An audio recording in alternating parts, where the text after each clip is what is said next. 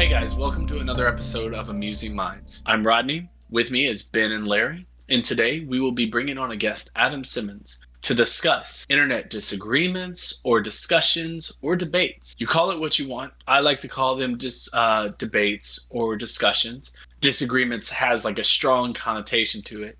I don't know if the other two here would agree. What do you guys think? Is it a discussion? Is it a debate? I think that at least recently, it from my limited experience and perspective, is that if you make a definitive statement online, like you assert something to be truth, that there will be people that come out of the woodwork to give their opinion on it, usually in disagreement of that assertion that you made. On my own personal posts, I get plenty of people that just, if I make an assertion, they say that, I get people that say, oh yeah, and I agree, and here's some like additional context of how I feel about it. But then I also get the people that pop up just to say, well, I don't think it's like that. Not really adding to it doesn't feel like it's adding to a conversation, but sort of redirecting the conversation towards whatever point they're trying to make, as opposed to the assertion that I made. So it feels like a mixed bag, but in my experience, I think that my focus tends to go towards the people that are popping up to disagree, because that feels more prominent. It feels like it's more, whether it's actually common for me or not, those types of interactions hold a much stronger emotional influence on me. And so it feels like disagreement. And usually the assertions that I'm making, or the ones that I'm viewing, have to do with things that people think are their core identity.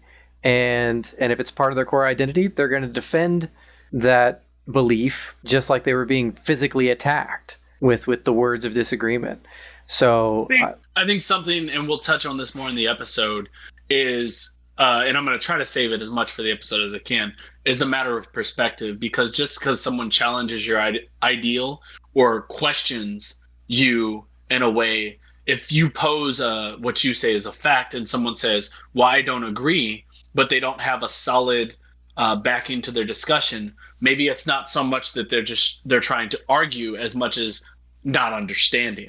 Which I don't want to dive into that too much before we get started, because I do want to talk to Adam about it. But Larry, what's your thoughts on it? Well, I mean, anytime you get on the internet, everyone's got an opinion on something. So it's kind of, unless you're presenting facts with it, it's almost like you're kind of arguing. I'm just going to say it. There's people who want to get in arguments online because that's how they butter their bread. That's their enjoyment. They enjoy a heated discussion because some people, honestly, let's just say it, they want to be right in a conversation. Almost anybody wants to be right in a conversation because that's how you build your worldview, your world opinions. You're like, I know what I know, and that's the truth. So, like you said, I don't want to get too far into it, but I mean, yeah. So actually, I think you kind of touched on a point that, again, I want to really get into this in the topic. I think when we approach a conversation and someone says, someone challenges idea, and you say you present a fact. And a lot of the times online, someone has a different fact that also is true, but that contradicts your fact, or they have more or less information. And I think that when we talk about these discussions and debates, usually people come into it with the intent of understanding or challenging your understanding, and then trying to either open up a dialect, or like you said, maybe they're just trying to be right sometimes. So let's find out more when we bring Adam on, and let's take a quick break. Let him in. that was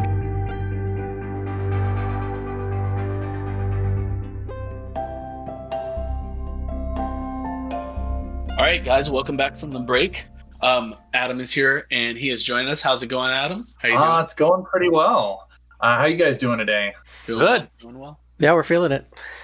Excellent. All right, so today's topic, we are going to talk about discussions, debates, or disagreements on the interwebs. And So arguing. see, and that's actually one of the things I posed before we brought you on was whether it always has to be arguing. So yeah. Yeah. So, Well, I actually really enjoy the discussions that are like, oh, I have a point. Oh, I have a clever counterpoint. Or, hey, did you see this evidence here? Or let me actually reference the movie, the property, the news article, what have it. It is not something I found that you can do too well on, with random strangers. It kind of reminds me of Among Us in that sense. Like, Among Us is a great game to play with friends where you can like work together and be respectful and stuff. But then you play with random online people and you're just like, oh God. okay. Well, so now let's play off your analogy a little bit, because based off of our conversation prior to pulling you on, it feels like I might be a minority in the conversation, as far as I don't feel like those discussions or debates that start always have to end in disagreements, where it feels like the general consensus is that most people do. They feel like if once you get online and you have your disagreement, you cannot just communicate. And like you used Among Us as an example, and I've played a little Among Us, and definitely a lot of games, it's chaos. But every once in a while, you get in those games where you're chatting with the people and the communication is well received and sought. So the question I wonder is, do you think it has to be among friends, or do you think that you can have those communication amongst strangers as well? I don't think it strictly has to do friends. I think it's kind of one of those 80-20 rule things where, like, with your friends, 80% of the time you can have a good discussion, 20% maybe it's not so great. And online strangers, it's the reverse. It's like, there's a chance we could have a legitimate discussion where we both come off having learned each other's perspectives and gotten more out of it.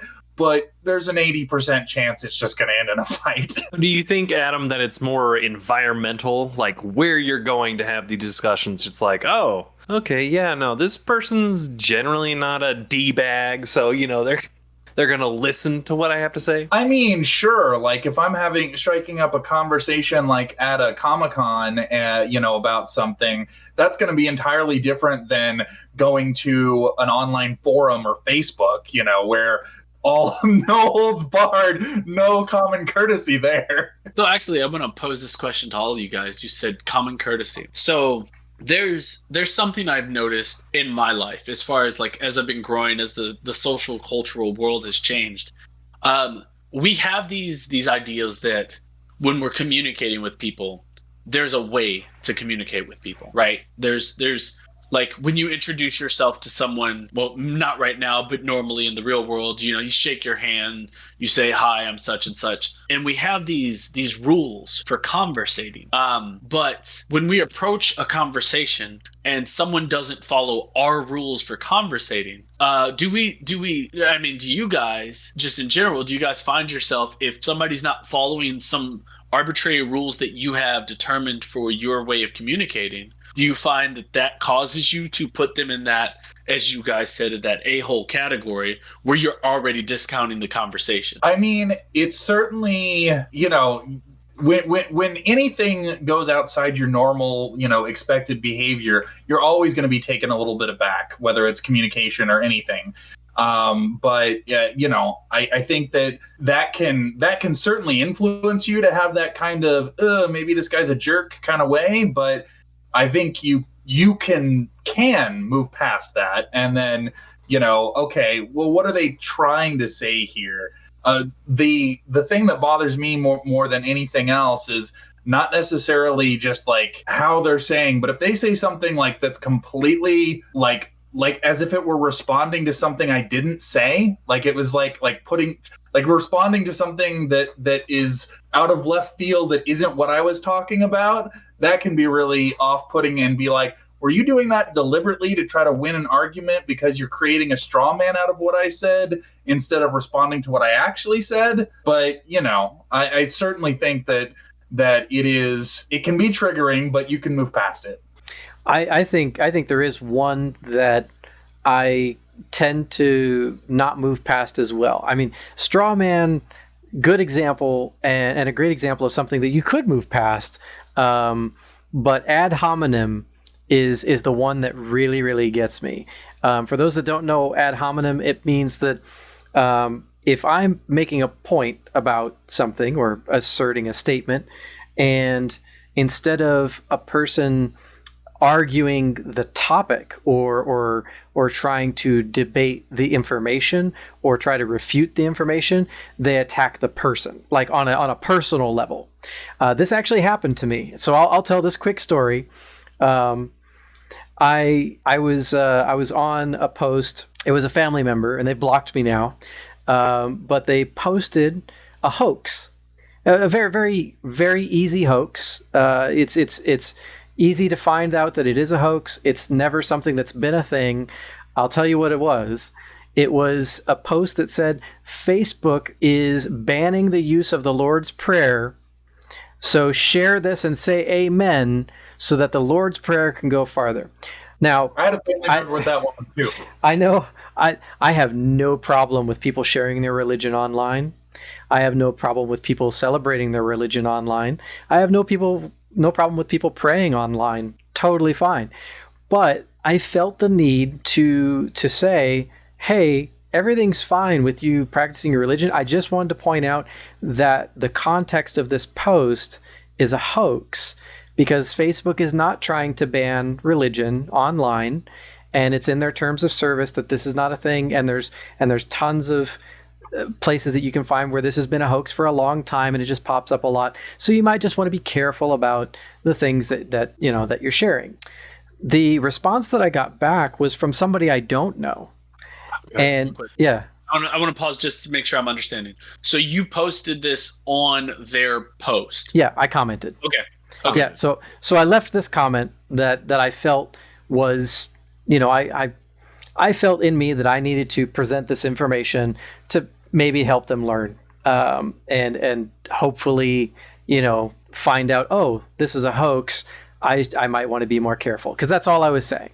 Did not say anything about the person that posted it.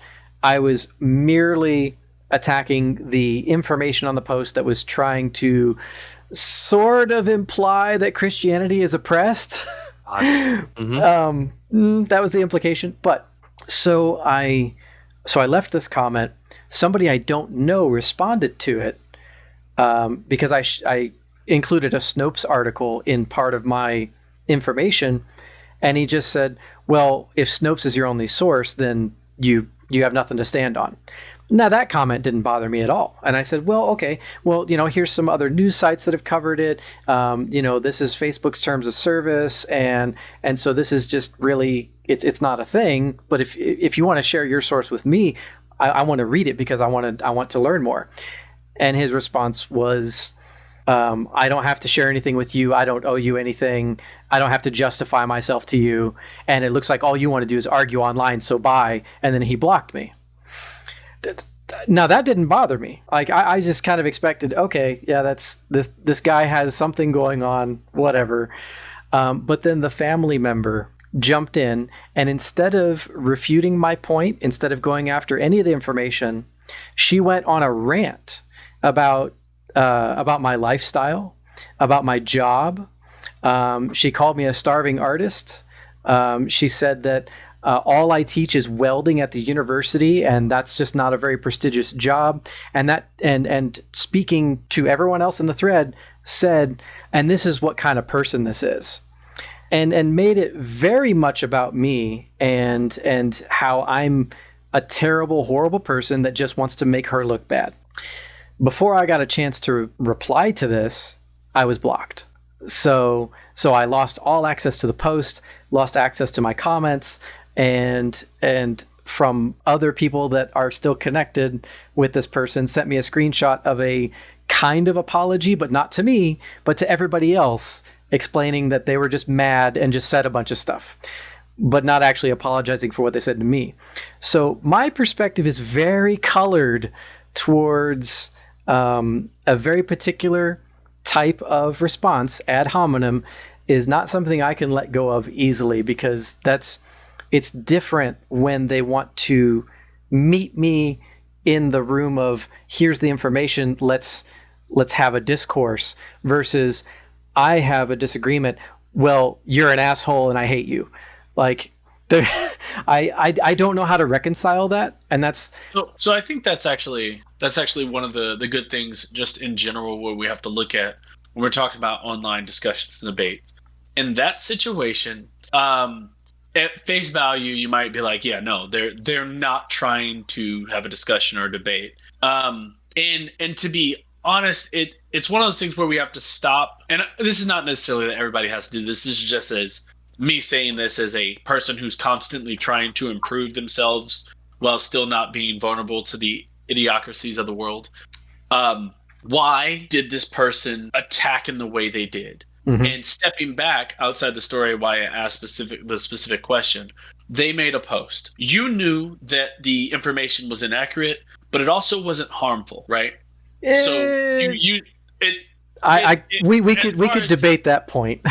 But that's, again, that's a matter of opinion. Right. It's fair enough. But like, the information that was being put out wouldn't necessarily affect you directly, but you felt that the person you knew needed to be corrected, right? So you inserted yourself in, going, hey, I care about this person. I just want you to know what you think you believe to be true is not true.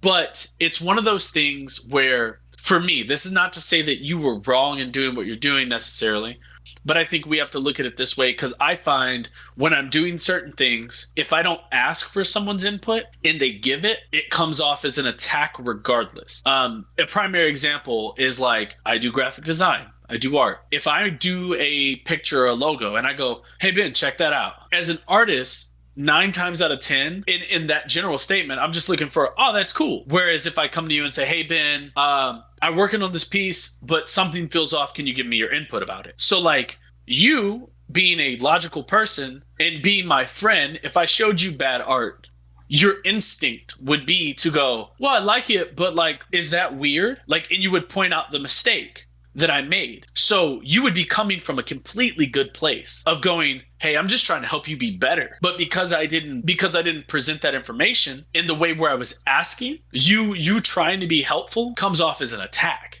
Right. And you are talking about pure intentions. Yeah. But not contextual. So if I can draw an analogy, like if I can kind of launch off of what you said, if you're an artist and you're not asking for feedback, but you get feedback, I get that. I totally follow you on that. But where it falls apart with my story, for me in my head, is that if you were an artist and you stole a piece of art, and then asked all your friends to check it out and implied that it was yours, and then nobody corrected you on it, you are kind of causing damage to the original source material. Right. Because there was an original source material that this hoax was based off of that is going to be harmed in the spreading of misinformation, which is totally different from just a personal, like, whether or not my intent is good or how you perceive my intent. Well, okay. So, and actually, I'm glad you said that. It puts me back at the thing, and I forgot to say this in the last one. Okay. It's the intent is important, but also the way you approach it. To me, the appropriate response was not your action was not inappropriate. It was the way of the action, maybe. Instead of personally messaging the person you knew, you posted on a public platform, hey, you're wrong. Instead of private messaging and going, hey, no, but like that's the thing. So that's where their perception is going to be, though, because if you correct me, like say I shared art, right? And I'm selling my art, like I'm selling these pictures, and you're like, you did not make that picture. The way I'm going to receive it is going to be way different if you pull me to the side and say, hey, Rodney, I know you're trying to make your money and stuff, man, but like we both know that's not your art. And there's a lot of stuff that shows that, hey, people are going to get this and it's going to put you in trouble. rather than you coming to my dealer table in the middle of a convention and going, Rodney, you know that's not your art, right? We know that's from Marvel. Like, everyone can see it. Like, even if you did it calmly, but you did it in an open forum. I guess it's a matter of what lines of communication I have to the person. Right. Because well, if you said if it was my someone you knew.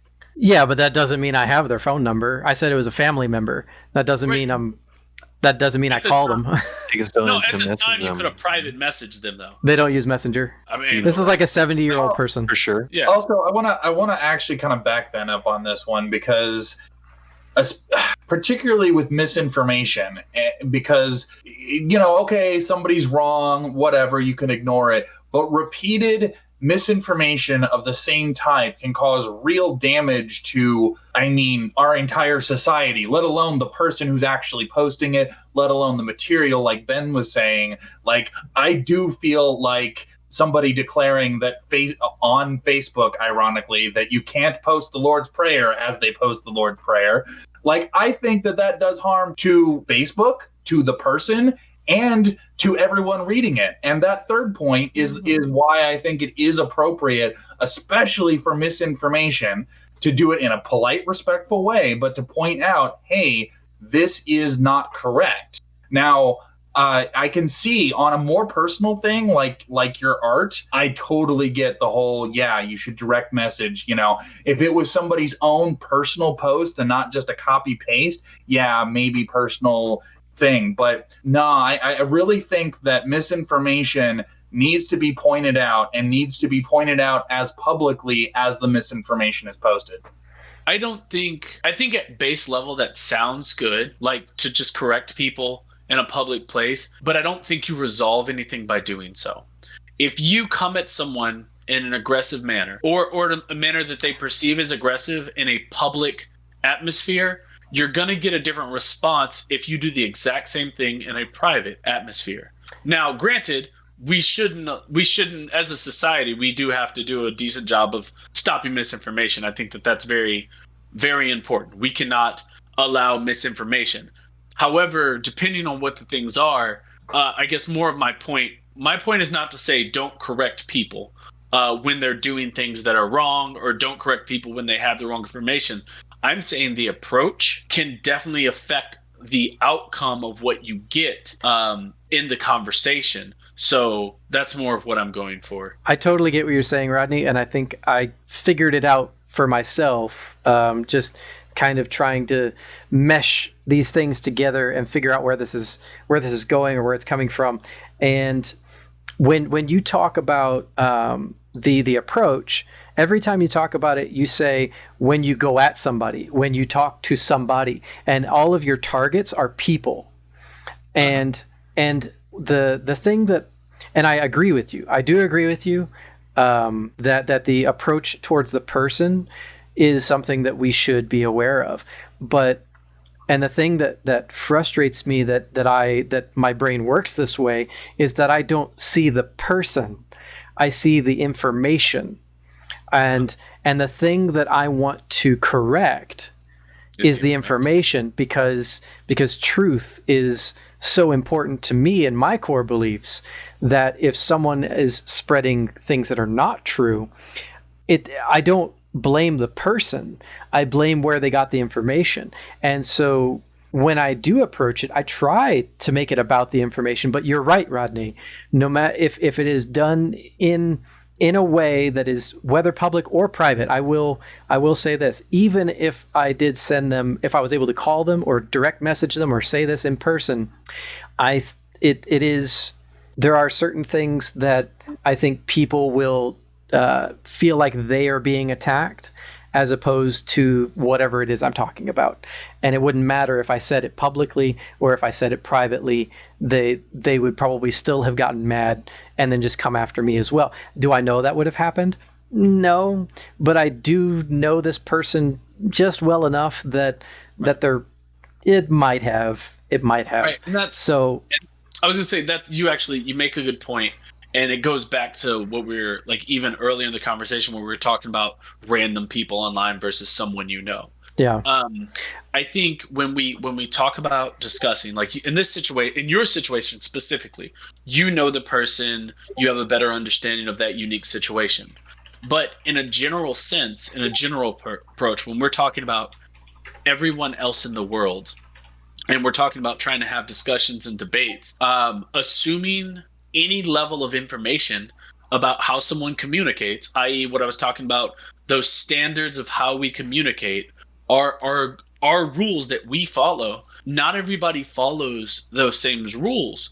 So when we try to approach these topics, this is something as individuals, if we truly are trying to be better, we have to consider the fact that people just communicate differently, even in the context of like the web, because it's something where the same phrase typed out can mean several different things because the person receiving it is going to infer intent from the source based off of preconceived ideas. Right. You touched on a couple things. You say that there's these rules around how people expect communication to happen. Individuals, right? Individual.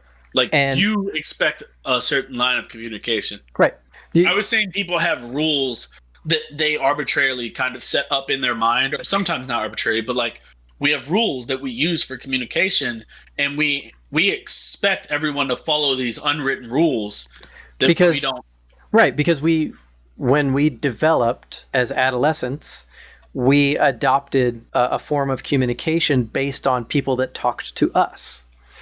And yeah, like I think it's one of the reasons that I became so literal because I feel like I get so very careful about my word choice. I get so very careful about my grammatical structure because if somebody misinterprets what I'm saying, I can point back and go, no. If you just know how to speak English, this is what that means. There's no reading between the lines. What I'm saying is what I'm saying. There's no emotional attachments to it.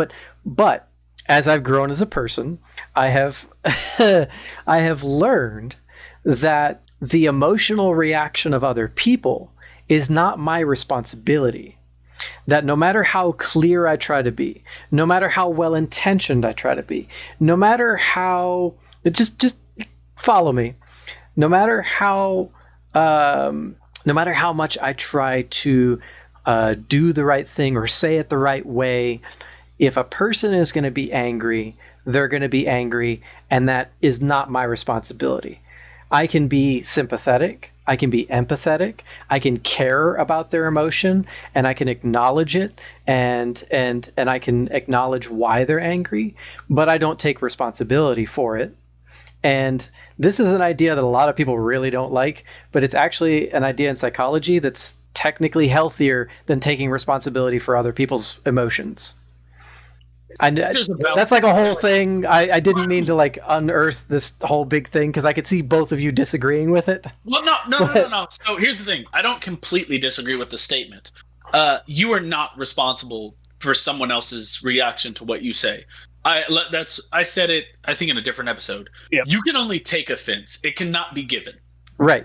But it's the same thing. But there is something to that, because understanding, like, to try to be a better person, this isn't so much of like everyone needs to be doing this. I think it's something maybe me and you, at least from talking to you, we aim to do, as far as clearly communicate, and then communicate so that the person understands what you're saying. I think as a person that approaches life in that way, trying to communicate a clear message to people, we always have to try to make sure that what we're presenting is understood correctly and not perceived necessarily negative. And if we have a better understanding of how other people communicate, then we can do that effectively. And when you talk about like when we're having a conversation, I think me and you have had a number of conversations where we go back and forth and we'll say something and then it'll be like, did you mean it this way or this way? And we can break that down. And some of that can be fed through body language, through vocal inflections and different things like that. Inflections. But you and I are friends and we care about each other to a point where we seek understanding with the other person because we care about what they think of us. These problem that I'm describing, it was a family member, but it was extended family, and it was not somebody that I'm really that strongly connected with. And so it was really obvious that because they did not seek understanding from me and just attacked me instead, then they don't have that same level of care as like if you disagreed with me, you would seek to understand what I said. You had just illustrated that by saying, well, what did you mean by that? That's somebody who has enough caring to say that versus somebody who says, well, you're just an asshole and I don't care. There's a big difference there, but I am still not responsible for the anger of that person based on what I said.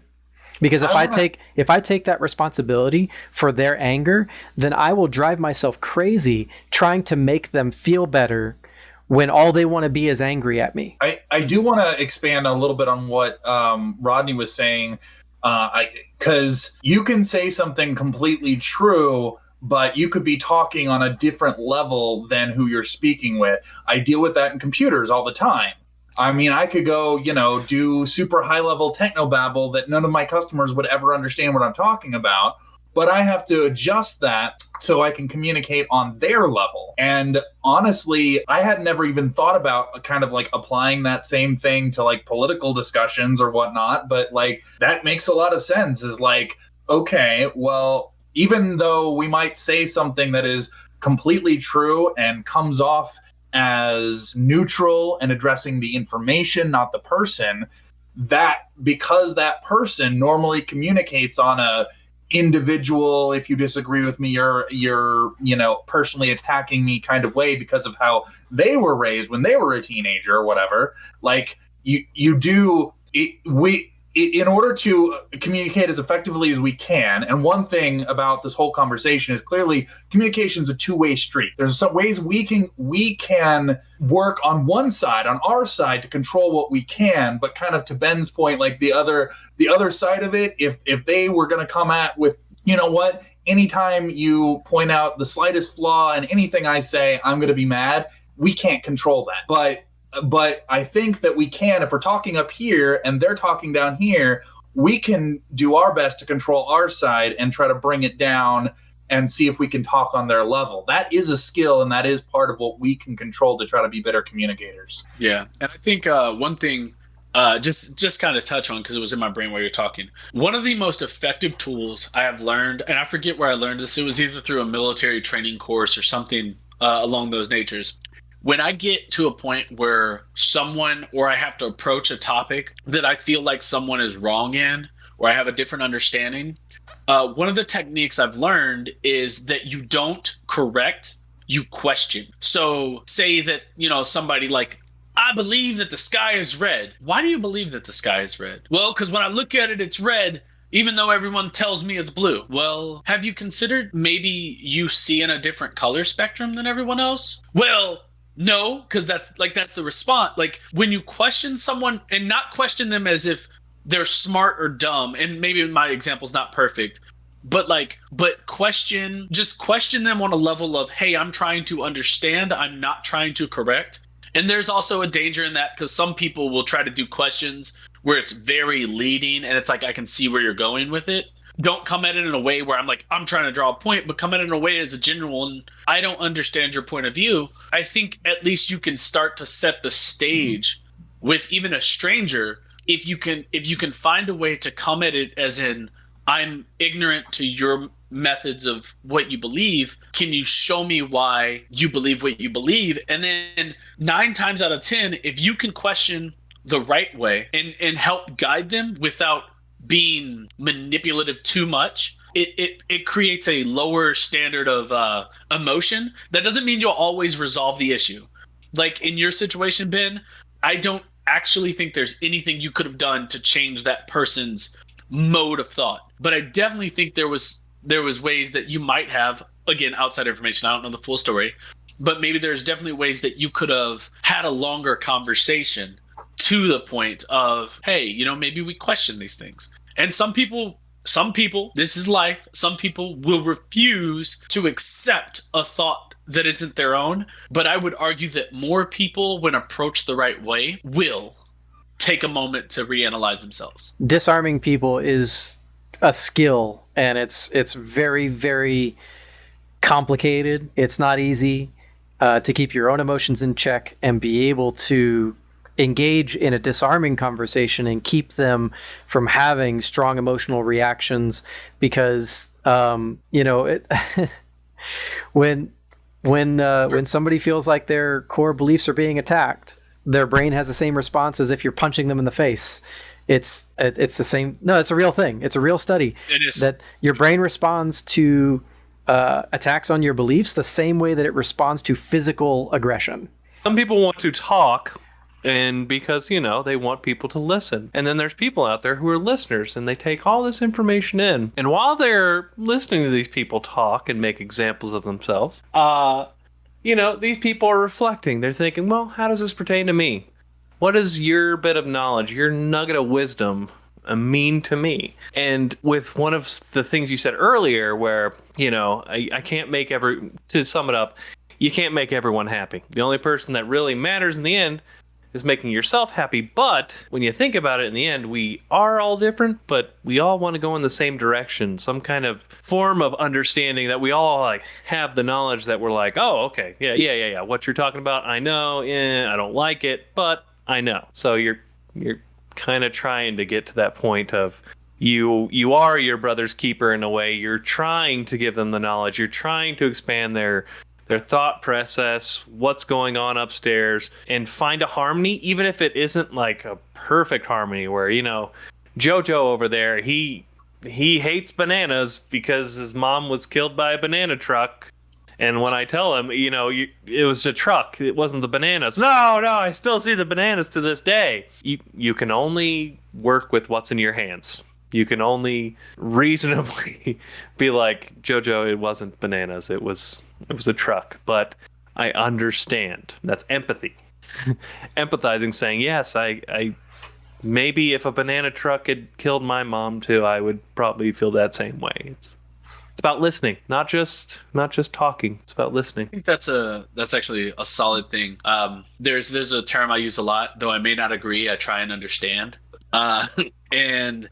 And you draw a good point. One of the challenges that maybe we have with online discussions, bringing it kind of back, is we have to kind of look at it and go, are we going in the discussion for a place of understanding or a place of correction? And then are we going into this discussion with the ideology that, hey, we might leave this not agreeing. Like, we may leave this conversation and still not agree, but I'm willing to accept that as long as I've tried. Well, I feel like, too, in this, recently inflamed political environment that we've been in, you'll notice some people could look reality right in the face and say, no, you're not real.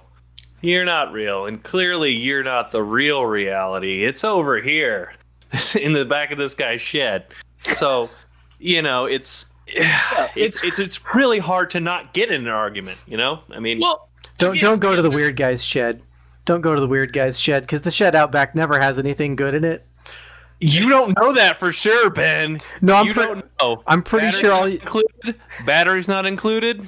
I'm pretty sure all you're going to find back there is farm implements and a serial killer. That's maybe a hole in one of the panels. See, Ben, you're assuming based off of your previous knowledge that's what's going to happen. But what if you learn how to make a birdhouse? This is not about me. Stop making it about me. What if it's Ron Swanson's shed? You're going to say no to that? Yeah. I would never say no to Ron Swanson's shed. Dick move, Ben. Dick move. But yeah, no. So this episode's about Adam. Totally. Yeah. Sorry.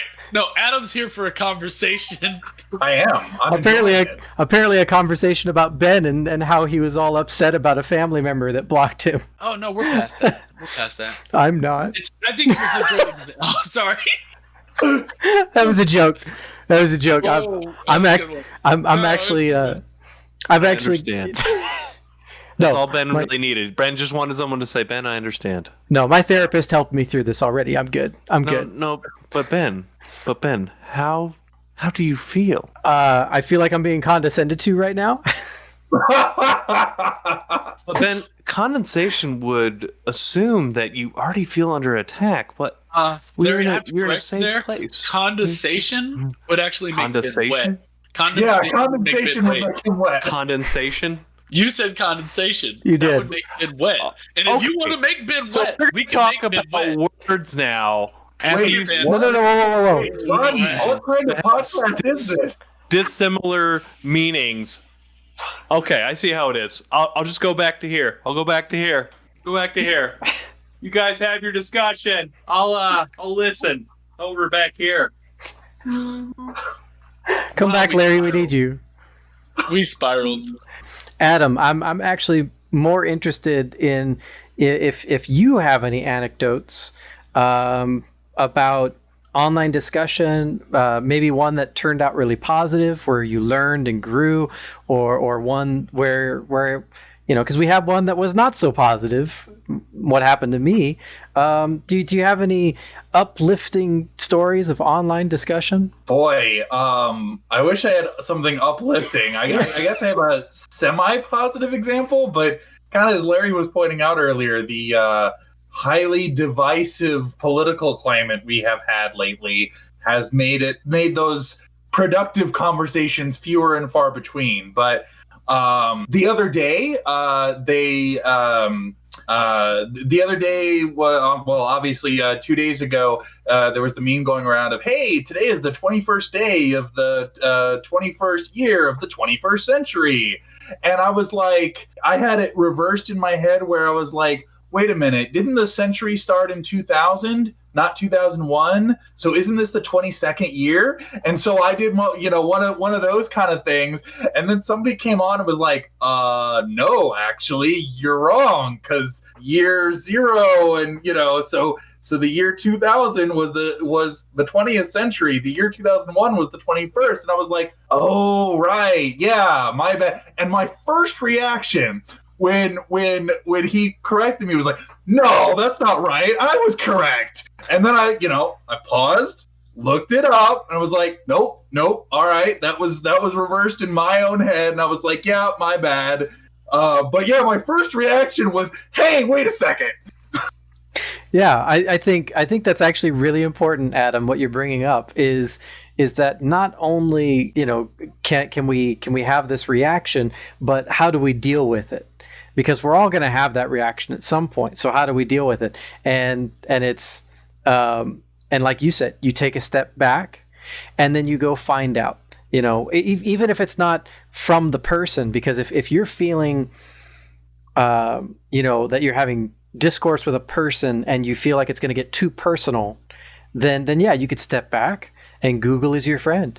Google doesn't judge you. Google just has the information at hand. Now, of course, I'm sure there's like a this and that of, well, but you can find anything on Google, even things that aren't true. But having that desire, that curiosity to find out, was I actually right, and giving the benefit of the doubt, definitely something to consider the next time that you're feeling attacked online, for sure. Mm-hmm. Yeah. And same thing as far as when you're approaching someone else, before you come at them with your information, you do a very similar thing. Check your information, check how it's been approached, and try to present in a way that maybe they'll understand it or receive it better. I actually have a very positive story about an online discussion that was initially a disagreement and then turned very positive. Of course you would. Well, Adam, let me know if you've ever run into this before. Because I wish that this was the norm. I really do. So it was somebody else's post. There was tons of comments, like 80 something comments, just going all over the place. And it had to do with going to college and having to have multiple jobs to support going to college, things like that. And this one lady had commented, well, when I went to college, I only worked a part-time job, and I was able to afford it and save up money and own a house. And I just don't understand why nobody else can do that. And of course, the comments immediately were just a flame war of, you don't know what you're talking about. That's not the way it is. And doing the correction thing.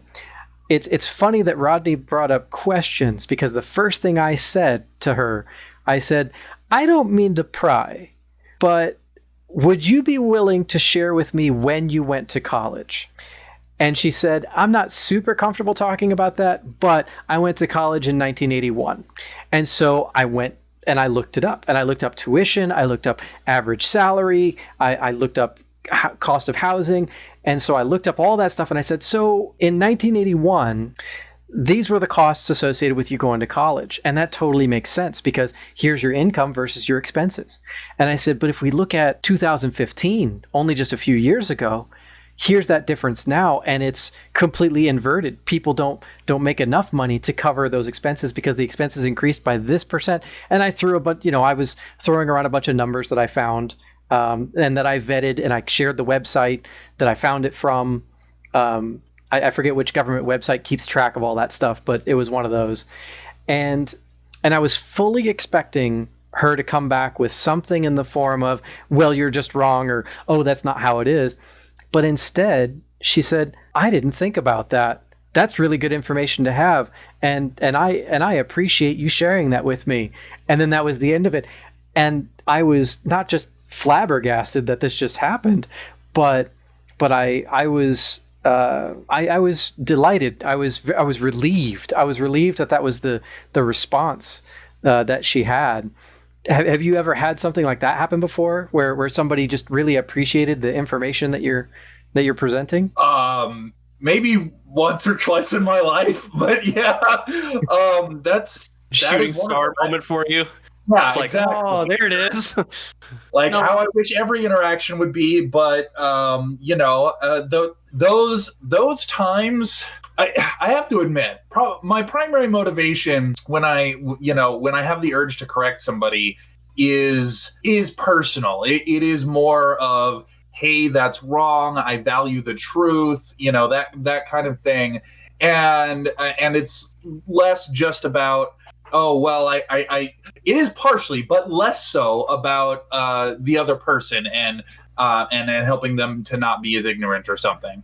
But man, those times when you can do that, and then they come away with a new understanding from actual information are wonderful, and they definitely make all a lot of those more frustrating ad hominem attacks a little bit more worth it. So yeah, I mean, that actually, I feel like it's a great point. With Ben's last example, it goes to show that discussion, disagreement, argument, whatever the case is, online sometimes we can come to resolution. And even if we're going into it with a form of education or trying to help people out, sometimes we need to make note of that and try to make for a better conversation, and it won't always end well. Sometimes you just can't make everybody happy. So, Adam, thanks for joining us today. It was a great, good conversation. We might have you on again to discussion. We might have you on again to have another discussion, talk about some more of these things, or maybe just another random topic. Sounds great. Although I have to point out, Larry, didn't you just correct him instead of asking a question like we were just talking about? No. Yeah, Larry, get your shit together. I feel attacked. Good. That's what I don't. But I don't physically feel it. Oh, don't worry, baby. Gotcha. All right. Give me that jello. Yeah, it was a lot of fun hanging out with you guys, having this discussion. I feel I have a better perspective on conversating, as Rodney was calling it. But this is a good time for us to take a break and wrap up with our final thoughts after this.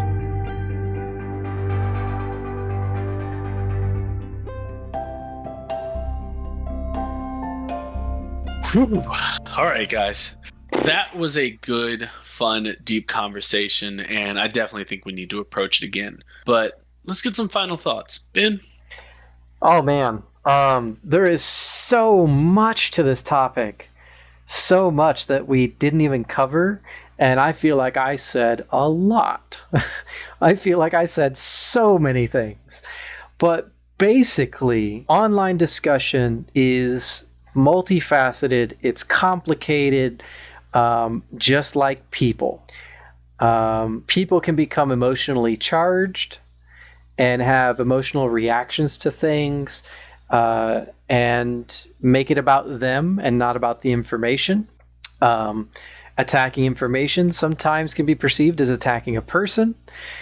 And basically, if you want to disarm someone, sometimes starting with questions is a good way to break that ice and get them at a place where they want to understand you. And basically, if you're already good friends with someone, I think you can have this discourse or disagreements or discussions, and it can be lively and it can be passionate. But people that care about each other care enough to seek understanding and make sure that the relationship is intact when the discussion is over. And basically, all in all, if you want to boil this down to one thing, communication is an important skill, and everybody should learn a little bit more about it. I think you said that very well. Communication is key. And honestly, really, I think you said a lot of it. So I would wrap it up with all of us, I think, really need to take a moment when we're talking about we need to take a moment when we're thinking about how we communicate with others and how it's perceived and how it's received. And that's different when it's online, when it's in person, even when it's on the telephone. So really just take a moment and think about how you communicate with others and how they receive their communication with you. Larry? So literally, it's communication. We've all said it. We all know exactly what it is. It's communication. And I feel like, at least between us, we tend to care about people's feelings enough to think of how we're communicating. While most people, it kind of depends on the environment you were raised in. Communication for one person over here is going to be completely different. John Smith, his dad would yell at his kids whenever they were doing something wrong. So he has his kid and he's going to yell at him and let him know he's doing something wrong. When in the end, he could be like, well, son, the reason that is wrong, at least in my opinion and this other reference source, is because, communication is the key. It's literally physical, verbal, and auditory. So one part that most people glossed over was the listening part.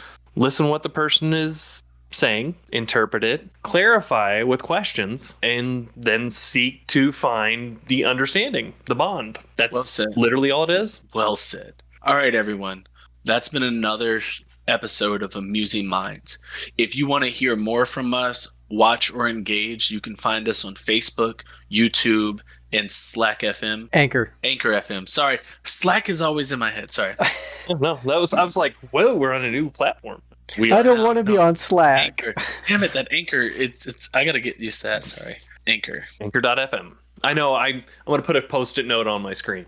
So I can just sit there and be like, let's try this one more time. All right, everyone. That's been another episode of Amusing Minds. We hope you learned something. We hope you grew from this. If you would like to follow us or interact with us more, you can find us on Facebook, on YouTube, or on Anchor FM. On Anchor FM, you can leave us a voicemail. On the other two platforms, you can leave us a question or a comment. Again, everyone, I hope you enjoyed the show. Thank you for watching.